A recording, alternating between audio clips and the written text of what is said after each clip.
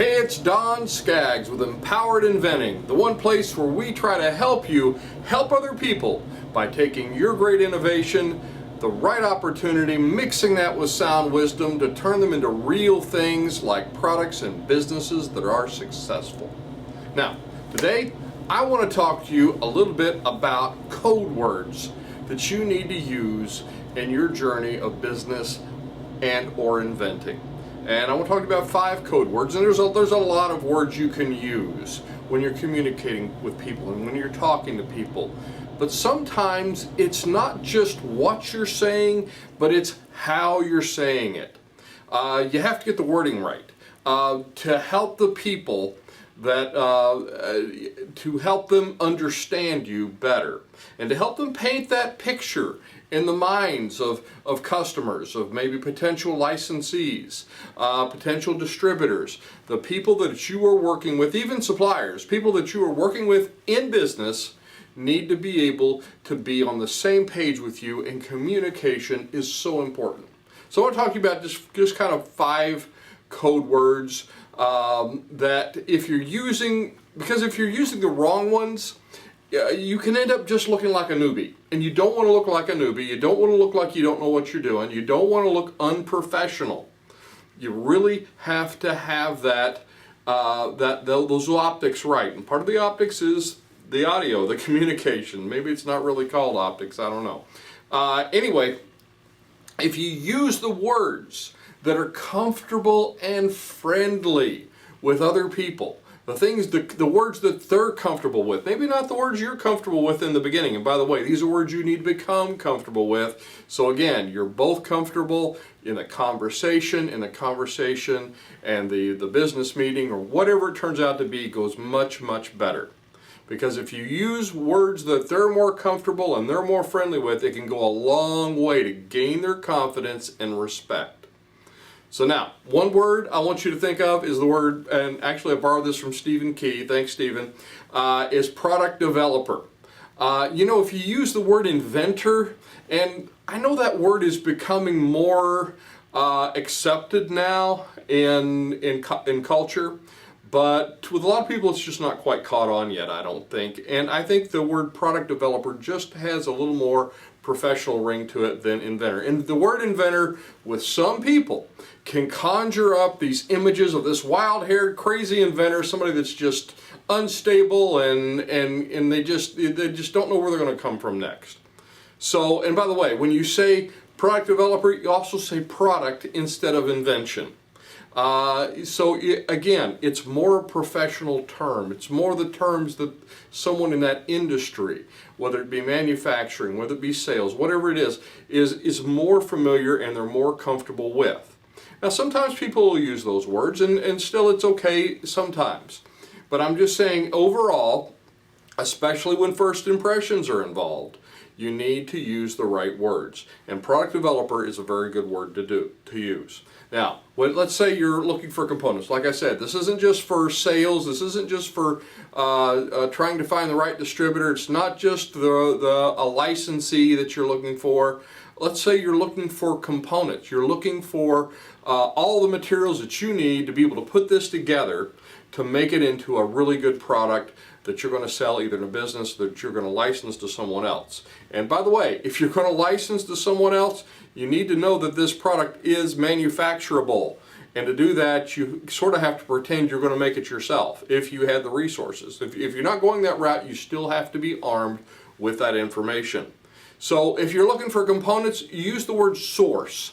We're looking for a source. I was talking to somebody the other day for one of my business clients, and we were trying to find the right materials for a particular product or a prototype of a product that's going to go in production. And I'm kind of getting ahead of myself on some of these words here, by the way.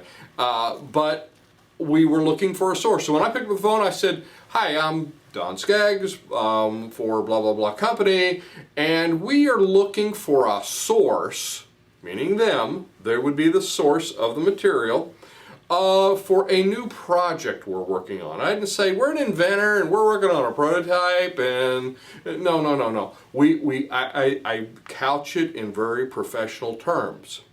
And you say, well, Don, I don't want to act like I'm somebody I'm not, and I'm not advocating that. Don't act like somebody you're not. But I'm saying you need to act like someone that is professional if you are serious and you want to be a professional person in this industry. If you want money to change hands and you're not just tinkering, it's called doing business.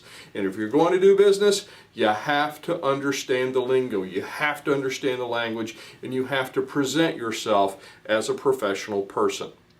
Now, so the word source is a great word. New project instead of invention. That's another great one, by the way. I'm just throwing that one in extra. Another one, minimum quantities. Remember this word.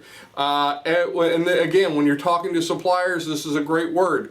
Everybody wants you to buy a trailer truckload of whatever they're selling. But you say, well, and they'll say, well, now how much can we sign you up for here? How much are you going to be committing to this year? You get that a lot from suppliers. And everybody wants you to buy that trailer truckload. Ask for the minimum. I always couch it like this. I say, well, this is a new project, and with all new projects, what we do is we get a quote on your minimum quantity in your first two or first three price breaks. And that, again, it's couched the way you're saying it. It's those code words that are going to resonate as, oh, okay, this is another person professionally. This isn't just somebody in a basement, in a back room somewhere, just trying to, grapple at what they're doing, and they don't really know what they're doing, and I don't know if I want to deal with this person. So it's all in how you present. Another one, production ready. So don't say, well, I built a prototype and, now I just want to try to figure out how to get somebody to make it for me. Yeah, if you say that, you sound like, again, the wild-haired inventor. So don't say that. Say, we have a project, we have a product, and it's production ready. So let's say you're talking to a potential licensee. Let's say you're talking to a distributor. Let's say you're talking to somebody on that higher level of where you're going to sell a quantity of something.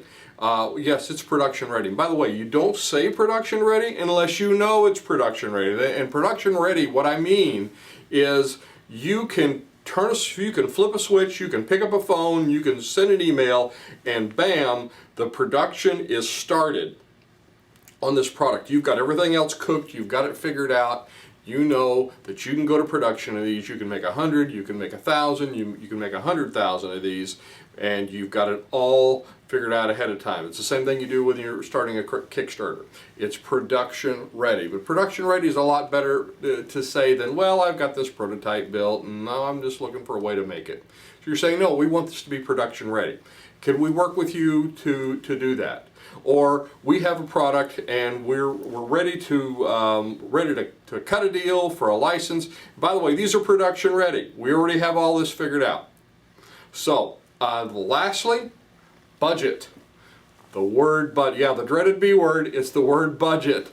And when I say the word budget, when you're using it, when you're talking to people, that's couched in the terms of as it's not in the budget. So in other words, don't say, well, I can't afford that. No. Like that sounds like the resources that you're are sitting in a kitchen drawer somewhere. You have to, again, and by the way, if you say that, just like this, the production ready part, actually have a budget and stick by a budget. Have a budget of what you're going to spend on this. You know what your price might be. You know what you think you're going to sell it for. You know how many you're going to buy. You know how many you need. Have a budget for these things. So anyway, those are the 5 code words. I think I might have thrown in a couple extra. Might have been 7. Who knows? But anyway, I hope this is helpful for you.